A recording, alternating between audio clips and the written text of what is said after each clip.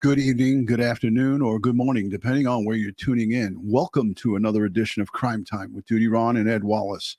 Guys, I have some overnight breaking news for you. A knife attack in Sydney, Australia, in the Bondi Junction Westfield Mall, to be exact. A knife-wielding attacker went on a stabbing spree. It developed overnight, 4 p.m. local Sydney, Australia time. Wound up stabbing 5 women and 1 man, and also a 9-month-old child. His mom, 38 years young woman, was one of the 5 deceased women. A terrible situation happening in our beloved country in Australia. We have many subscribers and friends of this community in Australia, and I send strength, prayers, and positive vibes to the victims, their families, the law enforcement, first responders, the witnesses, and everybody of the great country of Australia. So I'm so sad to report this type of attack, and I'm going to give you some basic overview of this. And at this point, we do not know the motivation, what the motive was of this attacker, but it looks like it was random. He was just walking through the mall, and there's tons of video surveillance that's going to be released. And I watched quite a bit of it. And it looked like he just was going around and trying to attack people who weren't going to try to stick up for themselves. He was trying to grab people who he would catch off guard or weren't paying attention, or someone who wasn't going to give him a fight, because it looks like the civilians that gave him a fight, he didn't go after them. He actually opted to go to an easier target. But let me just say, a female police officer, I'm not sure what her rank is, but she went in on the 5th floor and confronted this knife-wielding murderer, and she shot and killed him. She's a hero, a heroic female police officer. And she went on to give CPR to this man after she shot him and killed him. Well, she didn't know he was dead, obviously. At the time, she was trying to give him CPR. So I commend her for her heroics and for what she did. But let's take a peek and listen to a little bit of some of the local coverage here in New York, and then we'll listen to some coverage from Australia. At least 6 people have been killed at that busy shopping center after a man went on a stabbing rampage. Several others are being treated in hospital, including a 9-month-old boy. Shoppers at that mall described the scene. And people were coming out and screaming, like, stabbing. Now, the suspect was shot and killed by the police. A motive remains unknown at this time. CBC's Dominic Velitis joins us now with more on this story. Dom, good to see you. What do we know so far about this attack? Well, Natasha, police say the suspect entered the Westfield shopping mall, which is at Sydney's Bondi Junction, at around 3:10 p.m. local time, and then left very shortly after, before returning about 10 minutes later. And he then proceeded to move throughout the mall, attacking people with a knife as he went, until he was eventually confronted and shot dead by a police officer. Now, in all, 6 people were killed, 4 women and 1 man died at the scene, while a 5th woman later died from her injuries in hospital. Meanwhile, Natasha, 8 other people are being treated for their injuries at various hospitals around Sydney, including that 9-month-old baby you mentioned, who was last reported to be in surgery. And it is being reported in local media, Natasha, that baby's mother is among the 6 people who were killed today. Now, according to police, the first officer at the scene was a senior officer who was nearby at the time, and it was down to her, Natasha, alone to confront the attacker. Here's New South Wales Assistant Commissioner Anthony Cook. A single unit officer, Inspector of Police, was nearby, attended, went into the centre, directed. So the female officer was an inspector of the police, and I don't know how their ranking goes there, but it doesn't matter to me. I don't care what rank she is. She is a hero. She stopped this threat. And undoubtedly, if this female officer didn't take action and didn't take charge on that 5th floor, on that 5th level, we would have had many, many more victims. So kudos to the brave men and women in law enforcement. And here in this instance, a female police officer, an inspector, confronted this knife-wielding attacker solo on her own. So I tip my cap to her. What a brave, brave police woman. Police was nearby, attended, went into the centre, directed by a range of people. She confronted the offender, who had moved by this stage to level 5. As she continued to walk quickly behind him to catch up with him, he turned, faced her, raised a knife. She discharged a firearm, and that person... Let me just stop Roadzilla right here. Roadzilla, you're 100% wrong. They identified 40-year-old white male wearing an Australian rugby jersey from the Campsie area of Australia, which is a long, long way from Sydney.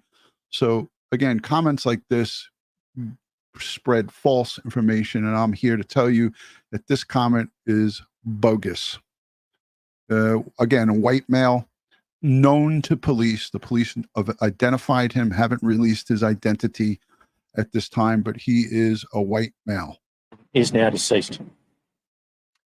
And that officer, Natasha, has since been praised by Australia's Prime Minister, Tony Albanese, who described her as a hero, adding there was no doubt her actions this afternoon saved other lives today. Natasha. An incredible act of bravery on the part of that officer. But Dom, what those people in Australia were doing is what millions in Canada and in the UK will be doing today, taking their families to a shopping center, and then something like this happens, which brings us to the issue of the suspect himself. What do we know about this man? Not a great amount at this point, Natasha. Police are saying that he was a 40-year-old man.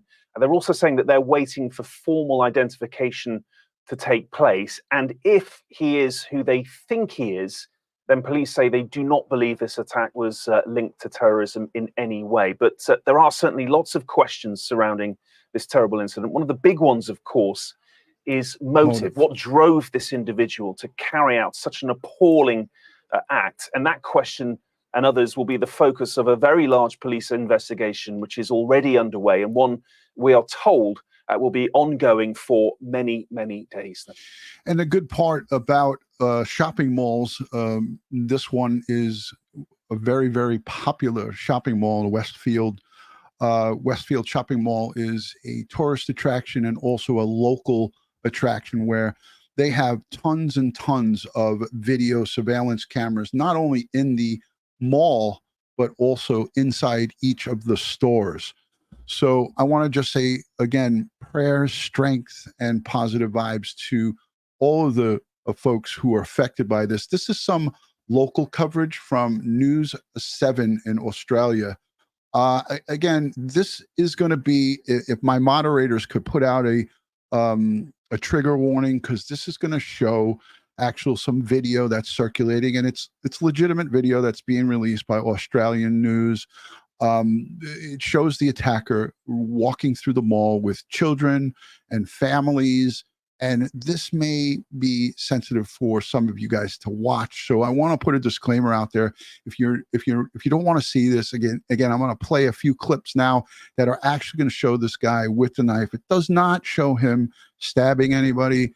There is going to be video of that police will extract from the cameras in that local shopping mall, and they'll probably get to see his full movement everywhere he went, and that will probably be forthcoming because this guy is now deceased. He was shot and killed, thank God, by a female police officer. He can do no harm anymore, so there won't be a criminal investigation. But this video, again, is going to show some of the movement of this perpetrator. So if you suffer from any PTSD or anything like that, I would suggest that you step out at this time because I'm going to play some of it now.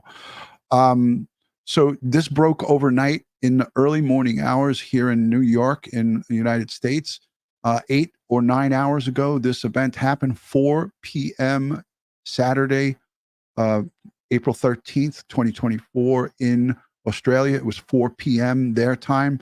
Again, it's 8 or 9 hours old, this story.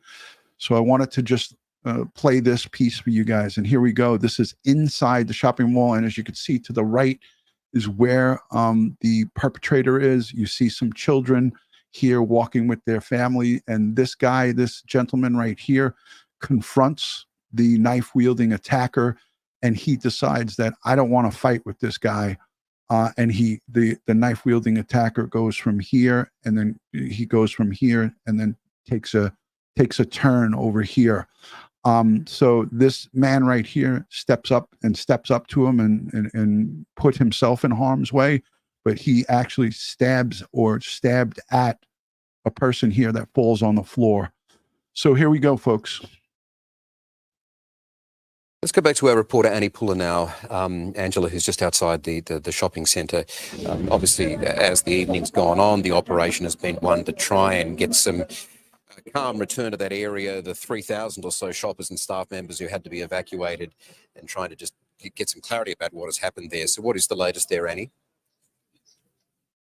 Yeah, Michael, I can just tell you I'm in. John, I can tell you my comments will be turned on. They won't be turned off. I never turn comments off because I never want to, I don't want to suppress anyone's right to free speech. And I never, ever turn my comments off, even if they are a bit toxic and a bit, I just do my best to police them when they're over the top. I'll kind of get rid of some really nasty ones, but my comments, John, are always on because I want to give everybody a voice. I do not want to suppress freedom of expression. So you can always be assured here on Crime Time with DutyRon and Ed Wallace, your comments will always be heard at the end of these videos. Touch now with a friend of that mother who has passed away in hospital. She tells me that family members are making their way to Sydney from all over the country, and they are just hoping and praying tonight her little baby makes it through. We know that that 9-month-old did get rushed into emergency surgery, still waiting on a condition update there, but this is truly horrific what has unfolded inside this shopping centre. We've been showing you very distressing pictures, harrowing and heartbreaking scenes throughout the night. But just standing here, it's quite eerie at the moment. Everyone has dispersed. Many of the witnesses who were here have headed home, and really there is just this silence. Standing here, knowing what unfolded just a few metres away is simply horrific. This store here, Camilla and Mark, we spoke to some of the store members who were in there. They tell me that they were hiding in a storeroom and they had watched this armed man go up and down the escalator. We've seen that incredible vision of a guy who I'm told was actually yelling out in Russian, "Step away, step away." He was the one holding the bollards there, trying to prevent him from moving any further. So just so many stories of bravery coming out today, not to mention that a senior female officer who confronted this attacker head on and managed to bring this situation under control. Michael and Ange, you can see it's still an active crime scene as we go to where we know that this is going to look like this for some time. I'm told that the shopping centre will unlikely be open early tomorrow morning. Police have sort of brought in more resources tonight. They're really setting up here.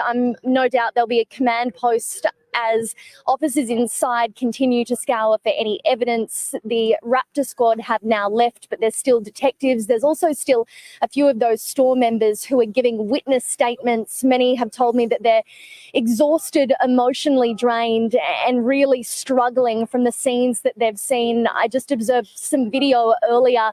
And there were people in store when this attacker was shot down in the centre. They witnessed the entire thing. That female police officer did try to perform CPR. They did try to keep him alive, but he died. We're still trying to find out more details about who this man is. And I want to just say this, Victoria, you might have came in a little bit later, but I just want to go back to the screen. I mentioned earlier when the video first started that this suspect, 40 years old, white male wearing a Australian rugby jersey from the Campsie, I believe I'm saying it right, Campsie area of Australia, known to police. Now, before I went live, watched the most up-to-date information that I could get. I am playing some stuff that is maybe 2 or 3 hours old just to give everybody an idea of what's going on. but the police made the preliminary announcement that he is known to them. They didn't release his identity, but they said basically this is not terror related and that they will release more information as they get it. But basically they know where he's from. They have his history, and we will be hearing more about this. So let's not jump to conclusions. Thank you, Victoria, for chiming in as an Aussie. Listen, I love my Australian friends. Ed Wallace just visited Australia. We love our Aussies. We love our people from Australia. So my heart and my prayers and strength and positive vibes are being sent out to all of you affected, and especially the victims and their families, the folks who had to witness this, as we see on the screen, police. Listen, Australia has some of the toughest gun laws. It's not easy to get and obtain a gun permit in Australia. You can't just say you want it for your own protection. The gun laws are strict. But as Ed Wallace and myself said, if you take guns away from somebody, and if somebody loses it, and I suspect that we may hear, and this is not, I'm not saying this is a fact, but this is a strong assumption on my part, that I feel that mental illness is going to come into play here in this perpetrator. We're going to hear about it. So just mark my words. If I'm wrong, I'll be the first to tell you that I'm wrong. But that is my gut feeling on this, and that this guy was not mentally well, and he walked through this mall and aimlessly was just attacking innocent people, and he was going after people who were easy victims, easy targets for this perpetrator. He wasn't going after some of the men that were challenging him. Yes, when he was cornered on the escalator, he had nowhere else to go, so he had to do something. But we're gonna see him get confronted by a man with his kids walking behind him quickly with the mom, and he chose to not even make eye contact with him. He just said, "Nope, I'm not gonna fight with this guy. I'm just gonna leave." So let's watch the rest of this. But again, if you take guns away from people, what's the next thing they're going to go to? They're going to go to a kitchen knife. But this looks like a hunting knife that he had. It would look like a big knife. So what are you going to do? Australians, again, are it's not an easy thing to go and get a gun. There's a whole 28-day waiting period. There is a strict process for that. So they have some of the toughest gun laws, and that happened after 2018. They enacted some really stern, strict gun laws there.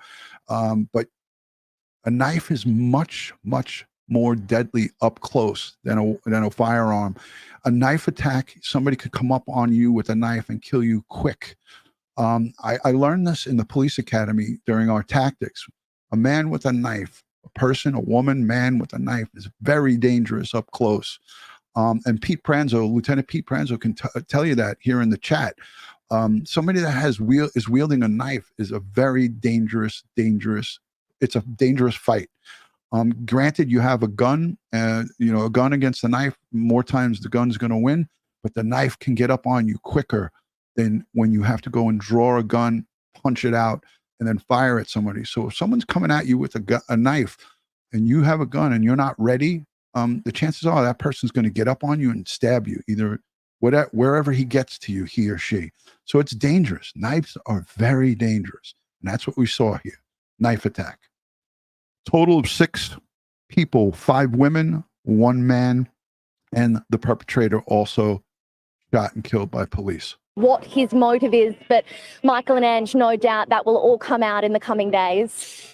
Annie, one question, and I know That on was, return to that area, the 3,000 or so. More details about who this man is and what his motive is, but Michael and Ange, no doubt that will all. That's just a female police officer, and that is the perpetrator. Obviously, it's blurred out, but that is the female police officer after she shot this knife-wielding perpetrator, and she's over him, and witnesses say that she performed CPR on this perp. Come out in the coming days. Annie, one question, and I'm not sure you had the answer, so I ask it probably unfairly, but the one thing I haven't heard in all the coverage this afternoon from all the eyewitnesses that you've spoken to, many of them were close. They did see it.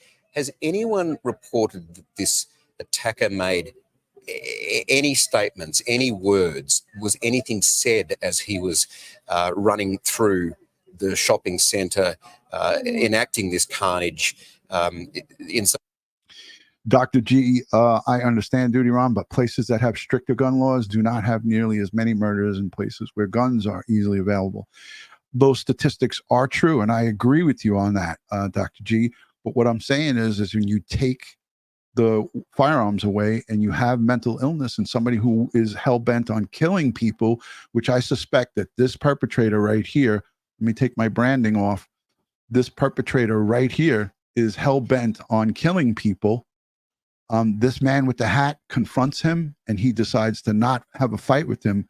What I'm saying is when you take a weapon away, meaning a firearm, that same person or that same homicidal maniac will get whatever they got to get the job done. So where do we go from here? Do we now ban knives in Australia?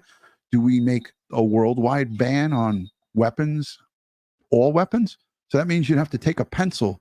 You'd have to take a screwdriver away. I mean, anybody could use any type of weapon to, if you're a homicidal maniac, you can go and get anything. So there's an answer to this, but we all can't come to an agreement on what that answer is. And the answer is an expensive venture, and that is to have armed security in every one of the areas where we go publicly.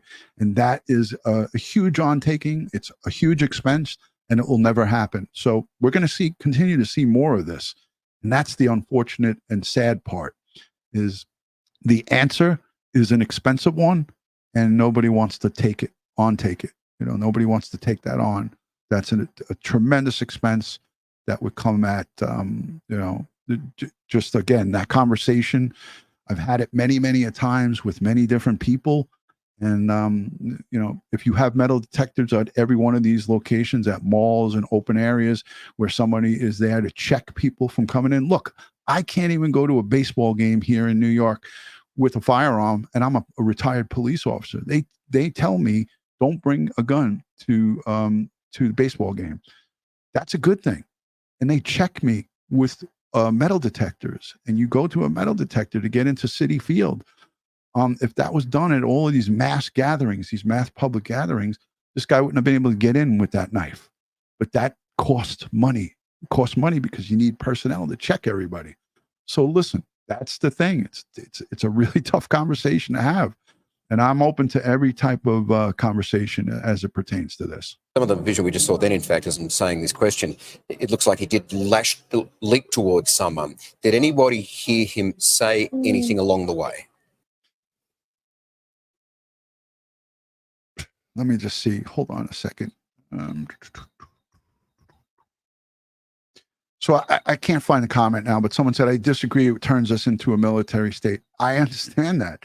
That's why this is a tough conversation. This is not, I'm not saying that that's what's going to happen, but to completely eliminate this, that's the only way you could do it, is by checking everybody in these big areas, these big public areas where people assemble. Listen, look at concerts. I can't go into a concert with a gun here in New York. I don't know how it is in Colorado. I don't know how it is in California. I don't know how it is anywhere outside of New York metro area. But the bottom line is that if people don't get checked, then here's the possibility. This is what could happen. So you have to always be alert and you have to be on guard. We have to protect ourselves, right? So it's a tough conversation, and we'll never all agree on this. Everybody's going to have a different opinion, and I respect everyone's opinion. So don't think that I'm trying to, push my agenda, but these are my thoughts. If you don't agree with it, that's fine. That is fine. Totally fine. So let's watch a little bit more of this. This is the strangest thing, speaking to so many people who saw him in motion. They say that he was kind of stone-faced. There was no words being ushered. He was simply acting erratically, moving around, lunging towards different people as they managed to get out of the way. Really bizarre to see a man like that on a rampage, not yelling, not screaming, almost kind of walking quite calmly, but running through the shopping center. See, now I don't know if he stabbed this guy here, but it looked like this guy fell on the floor. He may not have stabbed him, but he's just running aimlessly around and looking for a victim. If you look at this closely, it's not like he is saying, oh, he's just looking for random targets, you know? Enacting this carnage in some of the vision we just saw then. Yeah, this guy right here, he stands straight forward and looking at him. This guy right here risked life and limb. Granted, this is his family that's right behind him, but this guy in the hat, he could have easily lunged at him and attacked him because it looks like he's telling him something. I don't know exactly what he said to him, but there's an exchange right here. And this is a very dangerous position for this man in the hat to be in, because if he lunged at him with that knife, who knows what would have happened. In fact, as I'm saying this question, look how close he got. Look at that knife. He is now looking away from this guy. He could have came straight at him and plunged that knife into his chest, or hit or slashed him in the throat, or anything. Anything could have happened right here. And I stop it right there because you could see the blade. Look how long this blade is, folks. Very dangerous. This happened about 8-9 hours ago, 4 p.m. 4 p.m. standard, 4 p.m. Australian time, somewhere in the middle of the night here in United States on the East Coast. It looks like he did leap towards someone. Did anybody hear him say anything along the way? This is the strangest thing, speaking to so many people who saw him in motion. They say that he was kind of stone-faced. There was no words being ushered. He was simply acting erratically, moving around, lunging towards different people as they managed to get out of the way. Really bizarre to see a man like that on a rampage, not yelling, not screaming, almost kind of walking quite calmly, but committing something that is just so horrific. To think what sort of state of mind that man would have been in, we really don't know, and it's almost impossible to comprehend considering the lives that have been lost inside this centre. But Michael, yeah, that is a really resounding thing that we're hearing, that no one heard this accused attacker utter a single word, and he certainly made his way through several levels. It'll be interesting to see where he actually entered the shopping centre, if he was carrying that machete when he went in. Obviously, the first that... Again, it wasn't a machete. This is, of course, this is a female reporter outside of the location. She's just doing her job and trying to report on the news. But obviously that was not a machete. That's a large hunting knife that he has in his possession. We don't know because I can't get that close in to see. But yeah, he was just randomly trying to attack and stab anybody that he could. That was an easy target. Many customers heard of this is when they saw him actually carrying it. At what point did he bring that out? We still don't know. It was just after 4 o'clock when the chaos started to unfold. This centre closes here at about 5 o'clock on a Saturday. So whether this was a strategic move, whether it was premeditated, planned, this will form part of the police investigation. But certainly just harrowing scenes when you consider how busy this centre is. It's my local, and just standing here seeing the sheer terror that's come out of here today is truly upsetting. So many people on social media, I've just had a look then on Twitter, Instagram. Yes, so Red Lioness, he did pop in and then he left. So he may have popped in to get a look around and then pop back out, maybe to get his weapon or do something. All of it's preliminary. We don't know exactly everything that happened, but we will eventually hear as this investigation unfolds. They're going to have everything on video surveillance. Facebook, just sharing their disbelief at the scenes here today. So many people really want answers, Michael.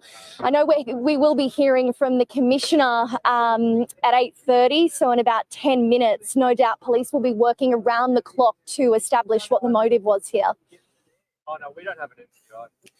Annie, you've covered a lot of crime in Sydney. I was intrigued when the Assistant Commissioner came out earlier and said that at 3:10, the attacker went into the Bondi Junction Westfield, then left, came back 10 minutes later. What they didn't clarify then and there is whether or not he had the knife in the first place and went back to get the knife.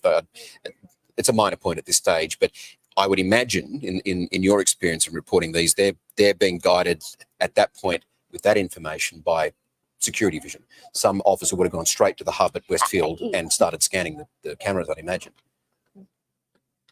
Yeah, absolutely. I mean, when you consider how big this shopping centre is, take a look at it. It is, you know, surveillance central. There would be cameras on every corner, in every alleyway, in every laneway. No doubt this man has definitely been captured on security video, and that will be a big focus for detectives inside tonight. Also considering that this man, it sounds like he went into several stores and that is where he engaged with some of his victims. So all of these stores will have cameras. A really distressing sight for these officers who have also just turned up to work today to have to confront this. And just speaking to some of them, a local police officer who I know just texted me, said in all his years working in Bondi, he really hasn't seen anything as horrific as this. And I think they feel a sense of duty tonight to give answers to the community, to ensure that they know what happened here, and also to call for calm. We know that the threat is over, that the community are not in danger anymore, but this will really affect public safety in the area. You can only imagine people will probably be terrified coming back to work tomorrow, considering that they saw what they saw today. So part of the police process, I guess, is making sure that the community know that this isn't something that regularly happens at a shopping centre like this, and just making sure that they tame the situation, that it doesn't get out of control, and especially that the facts are reported, there's no misinformation circulating in this community, who will no doubt really want answers as to how this has all happened. Just very briefly, Danny, too, before we let you go, because we've got some more statements we're going to get to, but, our hearts are sinking tonight and have sunk for all of the victims, those who have been... Black Eagle, basically, he's caught. A police woman shot and killed him, so the perpetrator is in custody. They probably preliminarily do know his identity. They're just, as of now, it has not been released, but I'll continue to scan social media for that. Severely wounded, but obviously, particularly for the family that have lost their 38-year-old, the mum, and the little baby who is... How many folks in the chat are from Australia? Please put a 1 in the chat if you're from Australia. I'd like to see how many Aussies we have watching. It's somewhere around, I don't know, 9 o'clock Australian time, I believe. So let me know how many Aussies we have watching here today. And I'd like to get your thoughts. And again, I'm sending prayers and strength and positive vibes to all of my folks from down under. Look, and there is a lot here. I'm going to highlight some of the folks in the chat down under. Lenny Pelich, KC, Nicole, Mel C, 9791, Victoria, Pascal Wagner, Menno, Kelly, Tara. Wow, a lot more than what I thought watching. This is a sad day for Australians, that's for sure. I do see people are saying about people that there was somebody in the chat that was at the location. I send her strength and prayers and positive vibes, and my thoughts and prayers go out to anyone who was there that had to witness that horror. So, Kelly, sending you strength. Is in the hospital. I'm also thinking deeply of the victims or the witnesses that you spoke to this afternoon who saw all of this, Annie. I mean, there's one woman in particular you spoke to who saw it all right up close, did their best to help. Yeah, and I think that's what they're feeling tonight. Is you would know in Mel, I'd like to hear more about the mall. It looks like a very modern, large-scale mall. They said it's popular amongst tourists, but also popular amongst the locals, obviously there. So, it just looks like it was turned into a horror show there today. Doing this job for so many years, Michael, that people see something, but they don't quite process it straight away. It's not until they sit back that they possibly watch the video that we've been airing all night that they really realise and comprehend what has happened here. You've also got to spare a thought tonight, Michael, for all of those families who are waiting for answers at various hospitals across Sydney, wondering if their loved ones are going to pull through. Just looking at, photos photos of this young mum who has lost her life. She looked like she spent a lot of time in the Bondi community. She'd recently become a mum, and you know, I'm just thinking of her husband right now, waiting to hear the news. So terrible. Listen, there's so many opinions that'll fly in regards to this, but I have to tell you, this conversation is getting old. I hate to talk about it. I hate to see it every time we have something like this. And a lot of times when it comes to shootings and gun violence, you have a ton of it here in the United States. But here we are in 2024, 6 people knifed to death, stabbed to death, 5 women, 1 man. We have a 9-month-old child that was stabbed in the chest and in the arm, in critical condition in the hospital in surgery. And we send prayers to that poor little baby whose mother, 38 years old, her mother is deceased. So we're going to hear from some witnesses and somebody who helped that family, helped that woman, and helped the baby. And we're going to hear about what happened and the horrific details. So let's take a listen in. This is from just an hour and a half ago. I told you I'm sorry if you don't mind. I'm just going to go back to Annie Puller. There's a little bit of police movement around Bondi Junction there now to do with the crime scene. Annie? Michael, you can see just a crew of detectives have just arrived here. They're no doubt probably unknown at this time. Palola's mom, unknown. We do not have any criminal history on this guy, but he's known to the police. The police know him. He's 40 years old, white male, wearing an Australian rugby jersey from the Campsie area of Australia, which is a long way from this shopping mall in Bondi Junction. This shopping mall, the Westfield shopping mall, big, large, expansive. And we have a poll up. Where are you watching from? Let us know in the chat. Thank you for putting that poll up. I'm assuming that was Kristen. So we have a poll. Where are you watching from? Australia, Canada, United States, or other? So let's do a poll of this chat to see where our audience is watching in today. And if you're new, first time here, let us know in the chat that you're new, and we'd like to say hello to you as well.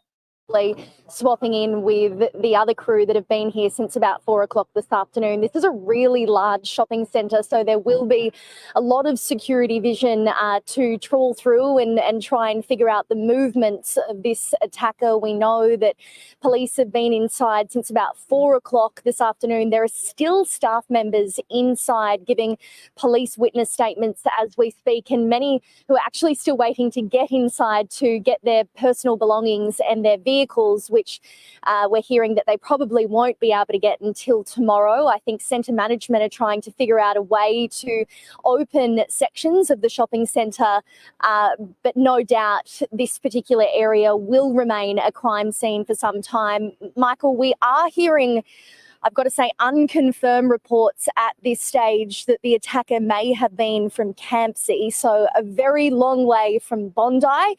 What led him... Okay, so there you heard it right there. I didn't get a chance to listen to this whole report, but she said this was a little bit over 2 hours ago. This was like the most current thing that I could find. I'm going to scan while I'm watching with you guys, but she said unconfirmed from Campsie, this knife-wielding attacker, this murderer, was from Campsie. From Campsie, so a very long way from Bondi. What led him here, why he came here on a busy Saturday, is now the subject of this major police investigation. We know that he was acting alone. We don't know a motive at this stage, but there are just still so many questions here. Even local police officers have just been shaking their head in disbelief as to how this could happen. So it's not just a sentiment being felt by locals, but also by seasoned police officers who attend crime scenes every day. They deal with this level of trauma, but this is touching them very deeply. I'll just take you around. I mean, look at the difference 5 hours makes. We were standing here only at 4 o'clock this afternoon, and this was literally just a sea of people who had been running from the shopping centre. We've lost Annie there. To connect and reunite. And now it's just completely empty, a really eerie feeling here as the weight of this all sinks in for everyone. Just speaking to some more friends of that mother that we know has passed away in hospital, we're hearing that she had tried so desperately to have her baby daughter. It was something that she always wanted to do. She set out to be a mum and she finally had that dream. So to start hearing these stories is just devastating. And these are stories that we're going to continue to hear over the next few days when you consider that there are 6 victims here. No doubt their identities will start being released in the coming days, but just sparing a thought for all of those families who are sitting in hospitals across Sydney right now. And that part is right here. I have Louise P. Her comment on the screen. She was a first-time mom at the age of 38, and she was so excited to 9 months ago give birth to her baby, and she is now deceased. It's just, that is so heartbreaking, devastating, folks. Waiting for their loved ones to perhaps come out of surgery, waiting on condition updates. We heard the Commissioner a short time ago. She didn't really allude too much into how that 9-month-old baby was doing. But we're just hoping that she will pull through tonight. Michael, it'll be interesting to come back here tomorrow to see if any memorial starts to build, if there are any tributes. We know that this is something that typically happens in the wake of events like this. So far, no flowers have been placed here, but really I think there's just still such a sense of shock. Tomorrow and over the coming week, people will really start to feel the effects of such a tragedy. Gosh, Andy, just back it up a bit. So the victims were 5 women, 1 man, and 1 perpetrator. We still have the one of the victims, one of the women, her child, 9-month-old baby, was stabbed multiple times, once in the chest, once in the arm, and is in surgery in critical condition. This story is heartbreaking all around, and it is a tragedy for our Aussie friends. It's just heartbreaking. And, you know, I hate to go live with this kind of stuff, but, you know, we cover so much crime here in the United States. I know that we have so many Australian subscribers and friends, and I wanted to cover this because I think that it needs to be talked about. This is a concerning problem in all of our lives in society. This affects all of us. Just because it happened in Australia doesn't mean that this can't happen anywhere else, anywhere in the world. And there has to be some type of answer to preventing or trying to prevent. You know, there needs to be, instead of just people talking and arguing back and forth, there needs to be some type of action, something put into place to try to fend these types of attacks off. I don't know what the answer is, but we need to do better. And it just seems to be every time this happens, all we get is politicians and people arguing about what's right and what's wrong. So when we do that and we have the divide, then nothing gets done. And then what do? We wait until the next attack happens. We wait until the next person goes out there and starts aimlessly murdering innocent victims. It's horrifying. There, with the information you've got, that this little baby had come into the world after a struggle by that mum. This was her pride and joy, and had tried for some time to have that baby. And that baby is now fighting for its life tonight in hospital, whilst, as you said earlier, the family are scrambling, knowing full well that their daughter, their wife, their partner, their sister has died in this awful incident, but also she did, in her moments there, try and hand over her baby to the people standing around to help her as well. So this is just getting worse as it moves on. And if it is the case, as your information you're saying is, he has travelled from Cauchi, this 40-year-old man who's been identified by age at least, travelled some distance to get to this place on a Saturday afternoon, I think is going to start to build a very worrying picture, but we will find that out. We may hear about a plan. He may have had it written down, a manifesto or a plan of this this action, or it may have been a random. But as you heard these news reporters, this is local 7 Australian news, that he came a long way Why did he go that far? I would love to hear from my Aussie friends. How far is that from this location, from Bondi Junction, the Westfield Mall to Kempsey?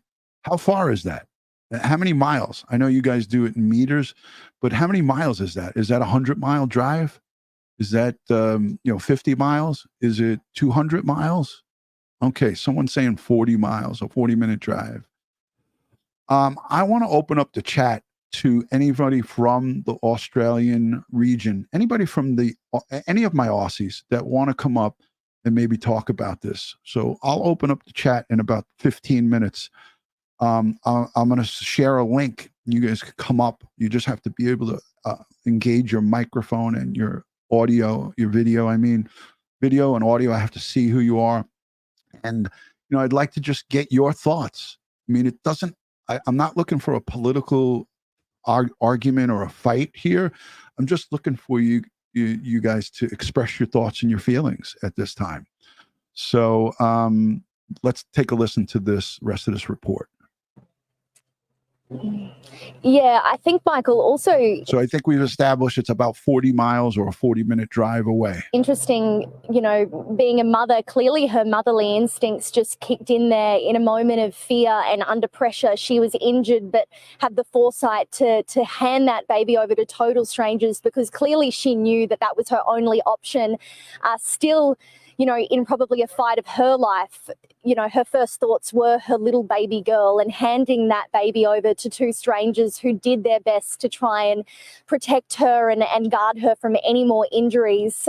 You can't even imagine what people really go through in situations like this. They deal with the shock of it all, and then obviously heading back to that hospital tonight, they would have been clinging to hope, praying that she would have pulled through, but clearly that hasn't been the outcome in this case. We just so hope that the other survivors that are in hospital tonight do make a full recovery, and no doubt we'll have crews all at the hospital that will bring all the details through tonight and into tomorrow as well. Absolutely. All right, Annie. Very well said on all those points. Thank you for that. Let's go to Angela Cauchi, who is actually at the Children's Hospital in Randwick, where that 9-month-old baby has tonight been going surgery. Angela, I don't know if there's much more you can tell us about the condition of this child. I mean, this whole story is so heartbreaking. Every victim is equally important, every loss deeply felt. But I guess this little baby, and now we've heard the mother who tried desperately to have that child. I mean, it just doesn't get much more heartbreaking than that. And this has really captured the attention and the hearts of the whole country. That is right, Ange. Absolutely heart-wrenching. We know this mother was 38 and so desperately wanted to have her joy, her baby girl. And she was there as she was holding her child when this tragedy unfolded. And we did hear from that heroic couple, the two men who leapt in and used clothing to cover some of that blood. It is just now a heartbreaking situation. As for the baby, the 9-month-old, we do know that she was stabbed multiple times in the chest and in the arm, but paramedics were so quick to treat her on the scene and to transport her here to Sydney Children's Hospital. They will be doing everything they can tonight to stabilise her. Medics are working around the clock around Sydney at so many hospitals. And as Annie said earlier, it's just a matter of sparing a thought for all those families right now who are coming to terms with this tragic situation. Just so tragic. Angel, thanks so much. We know that you'll bring us any new details when you get them. Let's check in with Ben Downey now, who's also at Bondi Junction, around the corner, but looking at a different area because, Ben, there's been a lot of police activity there. And as we heard from the Commissioner, there is going to be quite an operation tomorrow whilst that remains one enormous crime scene to help people get back there to get their cars and possessions and all those. Miss B, that could be a possibility. I don't know. It would just be speculation at this time. None of us know anything about this guy. But that's a possibility. Is it probable? I don't know. We would just be guessing. But if I had to take an intelligent guess at this thing, I would say that definitely there's a good chance that mental illness came into play here. And there's also, and I don't rule out any type of extreme belief. And I see a lot of people in the chat are expressing their thoughts and their opinions in regards to religion and so forth. Anything is possible. Anything's on the table. I'm not going to rule out any of that, but I'm not going to say that that's what it is. But I'm going to say that I respect you guys, what you're thinking, what your thoughts are, and what your opinions are, because we all have thoughts and opinions, right? That's what it's all about. So let me see. I have some coverage. Lifeguard, statement, hero, salon, eyewitness account. Let's take a look at this. This is some eyewitness accounts, and I think they talk about, yeah, this is from 9 hours ago. I'm not going to play that.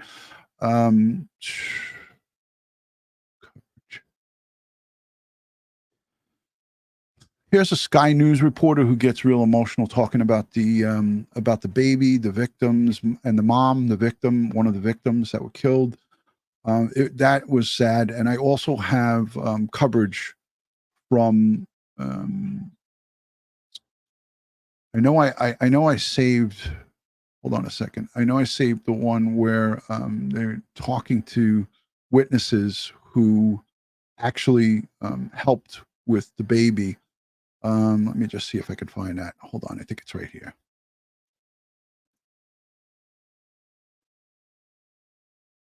Well, this is the this is the lifeguard talking.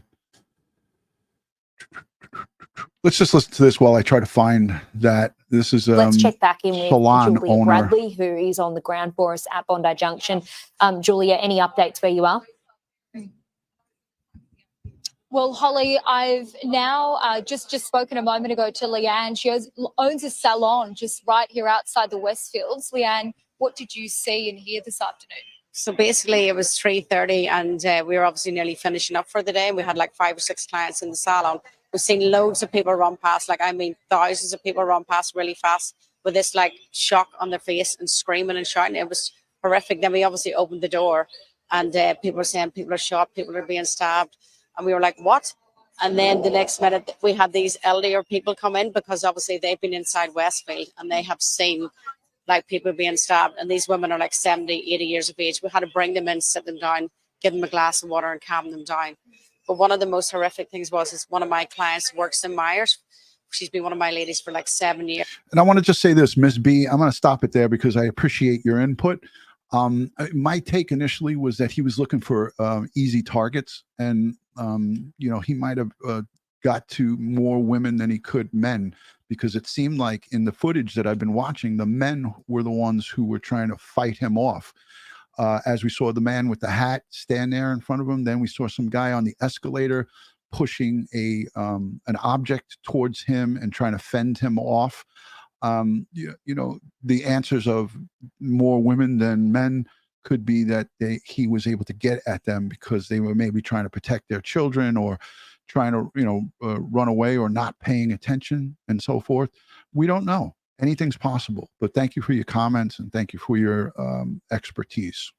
And her husband came to pick her up in Myers, and she heard the gun wounds shots and she had to go down the stairs, but it was too late. He already went in to collect her. And he ended up in the ladies' changing rooms with 2 of the women that had been stabbed for the past 2.5 hours. Star and then jerk. obviously a deceased Good observation. With them, With 2 women who had been stabbed, trapped inside Myers' changing room, and then obviously a deceased person out the front. So he's been counselling them for the past 2 hours. Obviously, he's not fit enough to do the interview, so I said I would do it for him. So it's been a very traumatic thing for the community and people who work around this area. Like for us to see that type of stuff, and for people in Myers who work there, never have anybody witnessed anything like that before. But for him to go through that, he's just sitting in the salon now. He needs to relax and take it in. You know, it's been something like, what do you call it, like 7/11 or 11/11, September 11th. That's what it feels like. Can't say anymore. What was the state of the lady who came into the salon? she was traumatized. The only word you could use. Every single person that came into the salon was traumatized. There was somebody up in Tommy Hilfiger's who's seen somebody get stabbed. She actually just said it reminded her of September 11th, which is troubling that comes to mind there, and that was probably the chaos that was going on. So let me just look at some of the things that I have saved here. So that was the salon statement, security analysis. Here's a press conference. Assistant Commissioner Anthony Cook gave and the Prime Minister also gave a presser. Let's take a listen. Let's take a listen into both of these. I think it's the hold on, let me just make sure what I got here. Okay. So yeah, this is Assistant Police Chief, and let me just make sure we have it. Okay. Commander of Central Metropolitan Region, just let me know when you're right for me to go, and am I right here? This was early on. We're good? About 3:10 this afternoon, a male walked into Westfield Bondi Junction. He left the centre very shortly after and returned about 3:20. As he moved through the centre, he engaged with about 9 people. It is clear that during that engagement, he caused harm to those people, we believe, by stabbing them with a weapon he was carrying. Very clearly, a range of reports were made of the incident. Police attended promptly. A single unit officer, Inspector of Police, was nearby, attended, went into the centre, directed by a range of people. She confronted the offender, who had moved by this stage to level 5. As she continued to walk quickly behind him to catch up with him, he turned, faced her, raised a knife. She discharged a firearm, and that person is now deceased. I'm advised that there are 5 victims who are now deceased as a result of the actions of this offender. There are more than several other people who have been conveyed to hospital. A number of those are in serious and or critical conditions at this stage, and I do not have further information in relation to descriptions of those people. I know one of them is a small child. As is the case in these incidents, a critical incident has been declared, and investigations in relation to the matter have commenced and are continuing, both at the scene and a number of hospitals in the nearby area. From preliminary inquiries, it would appear that this person has acted alone. I am content that there is no continuing threat.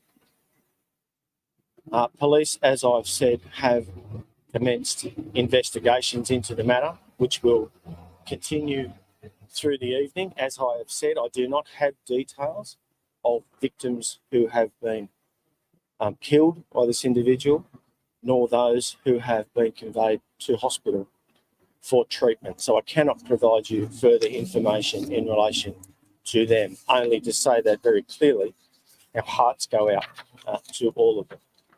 As they Okay, do we were anyone listening there touched to Assistant by this Commissioner terrible Anthony incident Cook from the Central this afternoon. Metro Commander with the latest details they have. As he says, this is still very much a raw investigation. So that was early on, folks. And again, my observation from looking at the video, and I looked at it over and over again, you know, it's a skinny male, light skinned. He could be white, could be. I don't believe, you know, we know 100%. There was no confirmation from anyone, and I'm going to continue to look and update this this story as it develops. But I want to listen to the Prime Minister. There was a short speech by the Prime Minister at a podium. Hold on. Of course, I just messed that up. Let me just grab this, Prime Minister. I just wanted to hear what they had to say because I didn't get a chance to listen to it. So let's take a listen together to this. The devastating scenes at Bondi Junction are beyond words or understanding. Hold on a second. Let me get it right. Stand by. Australians will be shocked this evening. This was for all of us tonight. The devastating scenes at Bondi Junction are beyond words or understanding. Australians will be shocked this evening. This was a horrific act of violence, indiscriminately targeted at innocent people going about an ordinary Saturday doing their shopping. Tonight, the first thoughts of all Australians are with the victims of these terrible acts and their loved ones. Today, Bondi Junction was the scene of shocking violence, but it was also witness to the humanity and the heroism of our fellow Australians, our brave police, our first responders, and of course, everyday people who could never have imagined that they would face such a moment. And some of the footage is quite extraordinary. Staff for whom this should have been a normal shift, shoppers peacefully going about their lives, and yet for these Australians, their first instinct in the face of danger was to help someone else. The bravery of the police officer who she entered the proceedings that were taking place, obviously very dangerous. Yeah, she was heroic. Her actions were unbelievable. What she did was nothing short of heroic. She stopped many, many more people from being hurt or killed. So kudos to her. Some of the news in New York has just broke like right before I went live. And it was pretty interesting to hear the news coming out of New York as opposed to what we were hearing in Australia. So it was a lot more detail in Australia, but I wanted to go over the gun laws in Australia. They're predominantly within the jurisdiction of Australian states and territories with the importance of gun regulation by the federal government. In the last 2 decades of the 20th century, following several high-profile killing sprees, the federal government coordinates more restrictive firearms legislation within the state governments. Gun laws were largely aligned in 1996 by the National Firearms Agreement. This is all pertaining to Australia. In 2 federally funded gun buybacks, involuntary surrenders, and state governments' gun amnesties before and after the Port Arthur massacre, more than 1 million firearms were collected and destroyed, possibly a third of the national stock. This is all on Wikipedia. A person must have a firearm license to possess or use a firearm. License holders must demonstrate a genuine reason, and that's in parentheses, which does not include self-defense, for holding a firearms license, and must not be a prohibited person. All firearms must be registered by serial number to the owner. In December of 2023, National Cabinet agreed to implement a national firearms register within 4 years. So that was in 2023. So that's by 2027. So this goes on to tell you about all of the different firearms categories. It's interesting. I'll link it in the description about how to get a license. And it says licenses are prohibited for convicted offenders and those with a history of mental illness. So pretty interesting about some of the laws as it pertains to obtaining a firearm in Australia. So and I've cited a few articles. LSJ Online has an article where they talk about the gun ownership right in Australia and how it applies to citizens. There has to be a 28-day waiting period before they purchase a gun, and it's a time for a required extensive background check. Applicants must obtain a license and permit and be over the age of 18. So I'll link this too. This will be interesting for you guys to see it. And you know, again, this type of violence you don't hear about this in Australia. It doesn't happen. It's very rare. So there's a lot of coverage. There's a lot of things that I could go over with you guys. The press conference short. Here's another one with Karen Webb. I want to just take a listen to this. I'm not sure how long this is. Movement inside the doors. Let's take a listen to this. Karen Webb there, about to come to the microphone. So we might just stop talking. I mean, most of us have seen this, but let's take a listen to what she has to say here. This is Police Commissioner Karen Webb. And listen to that live. Good evening, everyone. Thanks for being here. I just wanted to provide an update for you all following the media conference that was done at 6:30 tonight by Assistant Commissioner Tony Cook. And I'll start from the top just so I don't miss anything, just to clarify those details. About 3:30 this afternoon, a male with a knife entered the Westfield Shopping Centre at Bondi Junction and attacked a number of people. Police were called and a police officer responded and faced that man and neutralised the threat within that shopping centre. I want to just stop it right here. So somebody said in the chat, why are we on gun laws? Sheila. We're on gun laws because when you restrict civilians from purchasing or carrying weapons, if they want to commit a crime, my point of this, throughout this whole live stream, Sheila, is that you could take guns away from people all you want. You can take them all. You can take their right completely away. And as you see in the United Kingdom and some other areas of location where firearms are not, civilians are not allowed to have them, or very minimal civilians will be given the right to carry firearms, then they'll go to the next dangerous deadly weapon, which is a knife. And that's what we have here. So thank you for your comment, Sheila. But that's why I showed that. Police attended and helped witnesses, shopkeepers and others that were in the shopping centre move on from the shopping centre. As a result, there were 4 female women deceased in the shopping centre and 1 male, and subsequently another female passed away in hospital, taking it to a total of 6, plus the death of the offender. There are about 8 people in hospitals around Sydney being treated for different injuries associated with being attacked in the hospital, at the shopping centre, including a 9-month-old infant that has been in surgery. Police have secured the crime scene, which you can imagine is expansive inside a very big, busy commercial shopping centre in Sydney. And the crime scene remains ongoing, and it will remain ongoing for a number of days. The shopping centre will in fact be closed tomorrow for trade, and Westfields will work with police to assist in the removal of vehicles, etc., from the shopping centre tomorrow. But in the meantime, the shopping centre will remain a crime scene.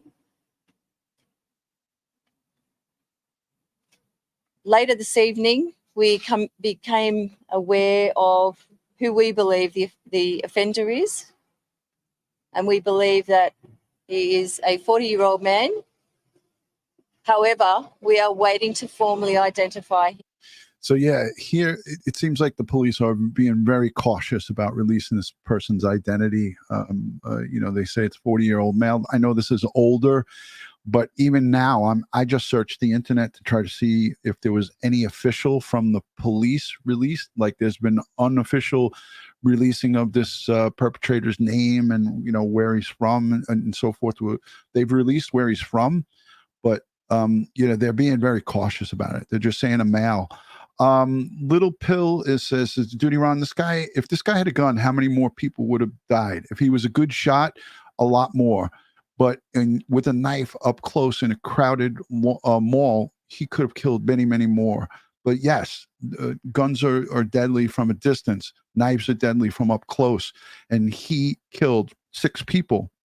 And if he was not stopped and shot by a good guy or girl in this instance with a gun, we would be talking about double digits in maybe triple digits in people murdered. So a good guy or girl in this instance with a gun took this guy out. And if there was somebody there, if one of those civilians were a good guy or girl with a gun, it didn't have to be a police officer. If there was a good civilian that was registered and was legally carrying a gun, they could have took this guy out immediately. So that argument can go on and on and on. Little Pill, I respect your thoughts and opinions, and I value them. So thank you for that. And we cannot speculate yet on his identification. But let me assure you that we are confident that there is no ongoing risk, and we are dealing with one person who is now deceased. I'm also going to go even one step further. I cut my grass. I mow my lawn with my gun on me for many different reasons. If a wild dog or a loose dog attacks me, I got my gun. If I'm attacked by a psychopathic homicidal maniac, I will have my weapon with me. I take it when I go shopping. I take it to the gas station. I take it to wherever I'm allowed to legally carry it. I take it because a good guy with a gun can always have a chance, a better chance than just hiding and cowering down, like, or, you know, not saying being cowardly, but cowering down under a table or hiding under somewhere and just getting shot or stabbed by somebody. I would rather have a fighting chance. And that's why I personally, and I'm legally allowed to carry my firearm because I'm a retired police officer. So that's my thoughts and opinions. A lot of other people don't agree, and I respect the ones that don't agree with that, and they think that, you know, it's still a danger. But I want to have a fighting chance. I want to be able to save an innocent person if they're being attacked. And if I was at that shopping mall, or any other armed personnel or person was at that shopping mall, they would have, I guarantee you, I would hope, would have drawn their weapon and took that guy out, just like that female police officer did. Are there any questions? What do you know about this 40-year-old man at this stage? So this is great. A reporter, kudos to this Australian reporter. That was the best first question to ask. What do we know about this? What do we know about this man? And she doesn't really, I don't believe, answer it, because if she did, we'd be hearing about it. Well, I actually will hand over to Deputy Commissioner who's acting for About this 40. Are there any questions? What do you know about this 40-year-old man at this stage?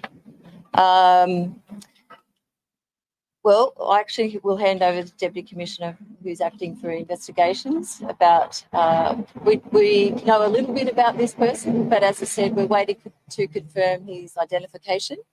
And if in fact it is the person that we believe it is, then we don't have fears for that person holding an ideation. In other words, that it's not a terrorism incident. So she right there, anybody catch on to that? She right there immediately, and this is the police chief. This is the police chief. She said, this is many hours ago, that this is not any terrorist attack. For me, I think that it was way too early to draw that conclusion unless there is concrete evidence that we don't know about, that they know about. I don't know. Anybody in the chat think that I'm a little bit off base? Let me know what you think about that, because this is something, again, this was 8:36 p.m. Waverley Police Station at Australia time, 8:30 p.m. on Saturday night. Either she knows a lot more than we do, but that's an extreme statement to make right there, to say there is no link to terrorism. No, they had to have had something. I'm not sure. I don't know about Australian authorities enough where I could talk confidently on that. I would like to know what people from Australia feel. What do my fellow Aussies feel about this police commissioner saying that at 8:36 p.m. as we see right here, Waverley Police Station, 8:36 p.m. What do you folks from Australia think about that? That person holding an idea. This person, but as I said, his identification. And if in fact it is the person that we believe it is, then we don't have fears for that person holding an ideation. We don't have, if he is in fact the person we believe he is, we don't have fears that he has any ties to terrorism. Now, I'm looking in the chat real quick. Audio 81, who I've really never seen in the chat before. Audio 81, I don't know anything about who this person is, but I know that they live in Australia, according to what he's saying. He's saying the NSW police are very corrupt. Let's see. Linda says, I'm an Australian, and I think she's hiding something. So there's two people right there from Australia. So it's interesting. I'm curious to see what else. Little Pill says, I think it means they know who it is, but they need to wait for DNA or something to come in on his body. No. Little Pill, you got to listen to what the question is. And she is very specific right here. So, In other words, that it's not a terrorism incident. Did you hear that, Little Pill? In other words, it is not a terrorism incident. She was not talking about his ID, as you state here in this question, in this message. She said very clear, it is not terrorism. That it's not a terrorism incident. Is that person a man who is known to you? He's known to law enforcement. He is known to law enforcement. So they know him. And if he was known to law enforcement and he had terrorism ties, I think that they had an opportunity right there. If they know who he is and they know his history, if he was tied to terrorism, what would be wrong with saying, yeah, he's got ties to a terrorist group? I don't see I don't see the upside to holding that back, because we, the people, at least the citizens of Australia, they deserve to know what this crazed attacker, what his background was. Why hold it back? What if there's more like him? What if he's from a group of many others? I don't know. I don't know. Here's people comparing Australia to the US and saying it's much safer. You can argue all day and every day about that. Australia is a huge place, and so is the United States. But I thank you for your thoughts and opinions. I always value everyone's thoughts and opinions. We're waiting to identify him formally. Thank you. That if it is this man, this is not. As I said, the investigation will be ongoing for many, many days, but there are elements that we understand at this point in time that don't indicate that. But as we move, there's elements that don't indicate that it's terrorist related. So it's unfortunate. Listen, at the end of the day, this is about 6 victims, 5 women, 1 man, who were stabbed to death at a mall in Australia, Westerfield Mall, and a baby who was clinging on to her life, So horrific. And I got to tell you, these live streams are some of the worst things to report on, because you get to really see how divided we are as human beings. And we get to see how the chats go and how toxic they become. And it really is discouraging, because we're no closer to a solution. We're just closer to divide. These incidents show how divided we are, as not just a nation, but as a country and as a world. And it's not just a U.S. problem. It's a worldwide problem. It's really unfortunate. The poll that we put up, where were you watching from? New Zealand, Australian, 11%, Canadian, 7%, US, the viewers, these are the viewers who are watching, 61%, United States, 21% others. So Australia, New Zealand, 11% Canadian, 7%, 61% US, and 21% other. So it is what it is. I want us to, as these incidents happen, no matter where they are in the world, I want us to learn from them and get better. But unfortunately, I don't see any learning or getting better. There's no change.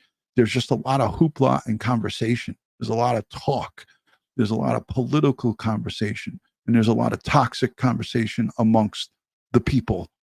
And nothing gets done when you are divided. United we stand, divided we fall. And I believe in that. If we're united together, we get something done. But if we're divided, we fall, we falter. And that's a real big problem, folks. Let me know what you think in the chat. And as I always say, and Ed Wallace says, stay safe, stay prepared, and watch your six. And what that means is watch your back. Make sure your head's on a swivel and that you're aware of your surroundings. Do not bury yourself in your phones. When you're in a shopping mall or in a public place, do not bury your head in your device.